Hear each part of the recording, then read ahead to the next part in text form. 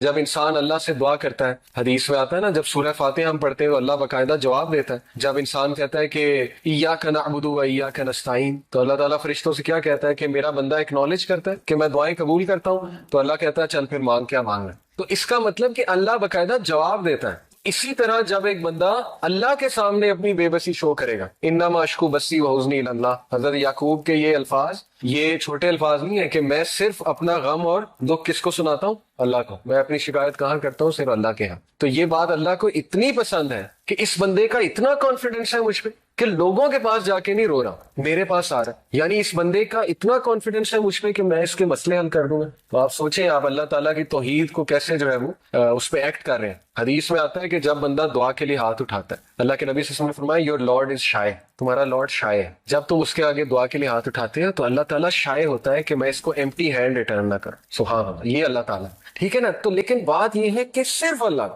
اس لیے آپ دیکھیں طائف کے واقعے پہ اللہ کے نبی نے کبھی واقعہ وہ نہیں سنایا، کبھی ایمپتھی لینے کی کوشش نہیں کی انسانوں سے کہ بہت بڑی زیادتی ہو گئی تھی، یہ ہو گیا وہ ہو گیا. نہیں، حضرت عائشہ کو بھی اسٹریٹ بس یہی سنایا تھا کہ ہاں تمہارے لوگوں نے مجھے اس دن بہت دکھ دیا تھا، بس دیٹس اٹ. اس کے علاوہ کوئی ڈیٹیل نہیں. وہ تو باقی ڈیٹیل تو ہمیں حضرت زید سے ملتی ہے نا، حضرت زید ان کے ساتھ تھے، حضرت زید بن حارثہ ان کے جو منہ بولے بیٹے تھے، وہ تو ان سے ملتی ہے ہمیں. ٹھیک ہے نا. یا کسی اور نے اگر دیکھا ہو، وٹنس کیا ہو، تو ڈیٹیل اس سے آ رہی. تو ثابت یہ ہوتا ہے کہ مسلمان اسٹرانگ ہونا چاہیے. مسلمان کا سارا اعتقاد جو ہے وہ اللہ پر ہونا چاہیے. میں آپ کو ایک بات تجربے سے بتاتا ہوں، آپ لوگوں کے سامنے اپنی ویکنس شو کریں گے نا، رونا دھونا، ایک ٹائم آئے گا لوگ کہیں گے یار ایسے روندا رہتا ہے، آپ کے بارے میں مشہور ہو جائے گا کہ یہ تو ہر وقت اس نے رونا ڈالا ہوتا ہے. تو پھر کیا فائدہ ہوا؟ ٹھیک ہے نا. ایک ٹائم تک لوگ ہیلپ کریں گے، اس کے بعد جو ہے وہ لوگ بھی تنگ آ جائیں گے. تو اس لیے اللہ کے سامنے پٹی جو ہے وہ اللہ کو شو کرے کہ اللہ مجھ پہ رحم کر، رب اغفر وارحم وانت خیر الراحمین. اور ایسے کانفیڈنس سے اللہ آپ کی پھر ایسی مدد کرے گا کہ آپ کا گمان، یہی اس آیت کا مطلب ہے وَمَن يَتَّقِ اللَّهَ يَجْعَل لَهُ مَخْرَجًا. جو کوئی اللہ کا تقوی اختیار کرتا ہے اللہ اسے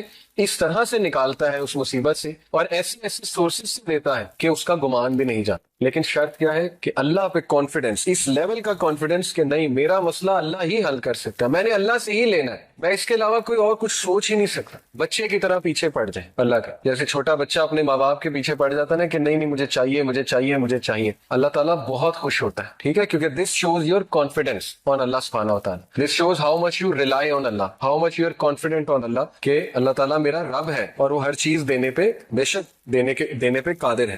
خیر یہ تو ہو گیا وہ پوائنٹ کہ رسول اللہ صلی اللہ علیہ وسلم never took anyone's empathy or sympathy with regards to this incident. لیکن واقعہ بہت افسوسناک ہے. اللہ کے نبی صلی اللہ علیہ وسلم پہلی تو بات واک کر کے گئے. آپ میں سے کوئی طائف گیا ہے؟ میں 2 بار گیا ہوں. ٹھیک ہے. اور پہاڑی راستہ ہے، آپ نے بھی دیکھا ہے. ٹھیک ہے نا. اور یہ کہ 1.5 گھنٹے میں 1.5 گھنٹہ 1.25 گھنٹے میں گاڑی میں پہنچ جاتے ہیں. تو سوچیں بائی فٹ، میں اکثر یہی سوچ رہا تھا جاتے ہوئے، میں نے اپنی وائف سے بھی کہا کہ کس طرح ہمارے نبی گئے ہوں گے. اتنا کٹھن راستہ ہے، پہاڑی راستہ ہے، اچھی خاصی چڑھائی ہے. تو حضرت زید کے ساتھ آن فٹ گئے، نو ہارس نو کیمل. اس کے پیچھے حکمت تھی. یہاں سے ثابت ہوتا ہے کہ ایون دو اللہ کے نبی صلی اللہ علیہ وسلم کا اعتقاد بہت اسٹرانگ تھا، لیکن ہی ٹرائیڈ ہز لیول بیسٹ جتنا کیئرفل ہو سکتے تھے لائف میں. حکمت یہ تھی کہ قریش کو شک نہ پڑے کہ یہ کہیں دور جا رہا ہے. آن فٹ گئے تھے اسی لیے. تو ہمیں بھی اپنی لائف میں ایسے ہی زندگی گزارنی ہے. ہمیں اپنی بیسٹ ایفرٹ کرنی ہے آخر تک، جتنا کیئرفل ہم کسی بھی معاملے کے حوالے سے ہو سکتے ہیں، جتنی ایفرٹ ہم کر سکتے ہیں. اینڈ دین لیو ٹو اللہ. اس کے بعد اللہ سنبھال لے. ہر چیز ہم نے اللہ کو بتا دی، اپنی ایفرٹ بھی کر لی. اب میرا رب مالک،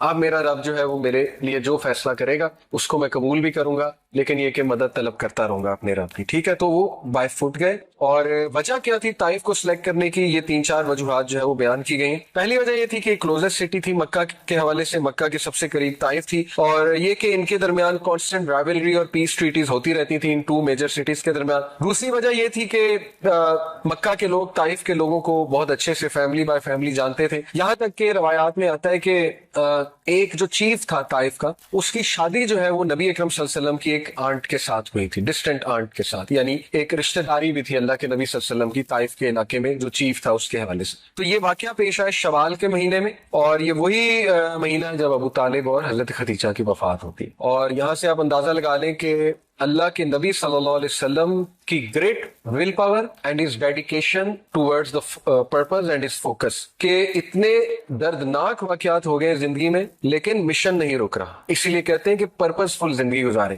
پرپز فل زندگی گزارنے کا یہ فائدہ ہوتا ہے کہ جب تک آپ کا پرپز زندہ ہے آپ موٹیویشن سے آگے بڑھتے رہتے ہیں. اللہ کے نبی صلی اللہ علیہ وسلم ابھی چند ڈیز ہوئے حضرت خدیجہ کی وفات کو اور ابو طالب کی وفات، اور انہوں نے کہا کہ مشن نہیں رکنا چاہیے، آگے چل. ہم کیا کرتے ہیں جب ہمارے ساتھ کوئی حادثہ پیش آتا ہے تو ہم بالکل ٹھپ ہو جاتے ہیں اور بالکل جو ہے نا ہم انرجی لوز کر دیتے. آلدو یہ بہت مشکل ہے، آئی ٹوٹلی انڈرسٹینڈ انرجی کے ساتھ چلنا، لیکن اللہ سے انرجی مانگیں کہ اللہ مجھے کھڑا کر، مجھے ہمت دے. تو چھوٹی چھوٹی باتوں پہ ہمت نہیں ہارنی چاہیے. ٹھیک ہے، یہ میں یوتھ کو کہتا ہوں اکثر کہ اپنے ذرا اسٹرانگ بنے، پرزیورنس لائیں اپنے اندر، ذرا بریو بنے. ہم چھوٹے چھوٹے واقعات پہ ٹھپ ہو جاتے ہیں، رزلٹ اچھا نہیں آیا اس پہ ٹھپ ہو گئے، نوکری کہیں لگوانا چاہتے تھے وہاں نہیں لگی اس پہ ٹھپ ہو گئے، وہ پسند تھا وہاں شادی نہیں ہو سکی اس پہ ٹھپ ہو گئے. ٹھیک ہے نا، ایسے واقعات میں ہم ٹھپ ہوتے ہیں. تو ذرا اسٹرانگ بننا چاہیے انسان کو اور اپنے مشن کی طرف جو ہے وہ چلتے جانا چاہیے اور اللہ سے سکت حاصل کرنی چاہیے. تو روایات میں یہ آتا ہے کہ اللہ کے نبی صلی اللہ علیہ وسلم جو ہے انہوں نے یہ جو 3 چیفز تھے، Taif was being governed by 3 chiefs, 3 chief تھے یہ طائف کو رول کرتے تھے. تو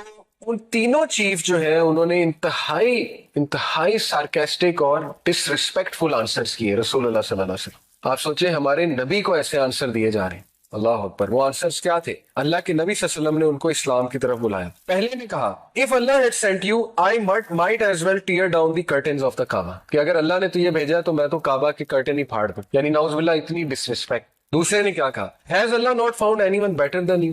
اللہ اکبر. کیا اللہ کو تجھ سے بہتر کوئی نہیں ملا جو نبی بھیج دیتا؟ اب اس سے مراد اس کی تجھ سے بہتر سے مراد تھی دولت میں اور شہرت میں بہت بہتر، کیونکہ اس کا مائنڈ یہی تھا آ جا کے کہ دولت جس کے پاس ہے وہی اصل میں کامیاب ہے. تیسرے نے کہا میں تجھ سے بات نہیں کر سکتا کیونکہ اگر تم واقعی نبی ہو سارکیزم میں، ٹھیک ہے، طنز میں، اگر تم واقعی نبی ہو تو تم بہت زیادہ ہولی ہو، تم بہت زیادہ مقدس ہو، تو میں تو تم سے بات ہی نہیں کر سکتا. اور اگر تم نبی نہیں ہو تو پھر تم میرے ڈگنیٹی سے بہت بلو ہو کہ میں تم سے بات بھی کروں. اللہ دیکھیں ہمارے نبی نے کتنے سخت الفاظ برداشت کیے دین کے راستے میں. اس لیے اگر آپ کے گھر والے آپ کو کوئی سخت الفاظ کہہ جاتے ہیں، والد والدہ چچا کوئی بھی، نو پرابلم، ریوارڈ ہے انشاءاللہ. دین کے راستے میں کوئی بھی چیز آپ کو مشکل آئے گی وہ اللہ تعالیٰ آپ کو جزا دے گا اس کے حوالے سے. ٹھیک ہے، تو اللہ کے نبی صلی اللہ علیہ وسلم نے ان کو سنا، اتنے سخت الفاظ سن لیے فار دا سیک آف اللہ. پھر اللہ کے نبی صلی اللہ علیہ وسلم نے ان سے یہ کہا okay I will leave but please don't tell the Quraish I came. ہمارے نبی صلی اللہ علیہ وسلم نے ان سے کہا کہ آپ قریش کو نہ بتائیے گا میں یہاں آیا، کیونکہ ظاہر ہے اس سے معاملات بگڑ سکتے. تو اس پہ انہوں نے ایگری کیا تینوں نے کہ ٹھیک ہے ہم قریش کو نہیں بتائیں گے. اب اللہ کے نبی صلی اللہ علیہ وسلم نے ہمت نہیں ہاری، تقریباً 1 ہفتہ طائف میں رہے، روایات میں آتا ہے تقریباً 1 ویک رہے. اور طائف کی وہ گلیاں بھی میں نے دیکھی جہاں ہمارے نبی صلی اللہ علیہ وسلم پہ پتھراؤ ہوا، ان گلیوں سے ابھی تک غم کی سی کیفیت، سیڈنس ٹپکتی ہے. اور میں نے وہ مسجد بھی دیکھی، مسجد عدس، حضرت عدس تھے نا جو غلام تھے جو نبی اکرم صلی اللہ علیہ وسلم کے پاس انگور لے کر آئے تھے، اور اللہ کے نبی صلی اللہ علیہ وسلم نے ان کو دعوت پیش کی تو انہوں نے اسلام قبول کر لیا. کرسچن سلیو تھے.